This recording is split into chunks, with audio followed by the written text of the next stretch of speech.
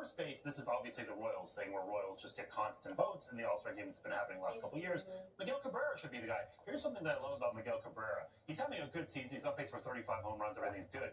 This would actually be his worst offensive performance at this pace since 2009, and he's still at his worst. The best first baseman in the American League.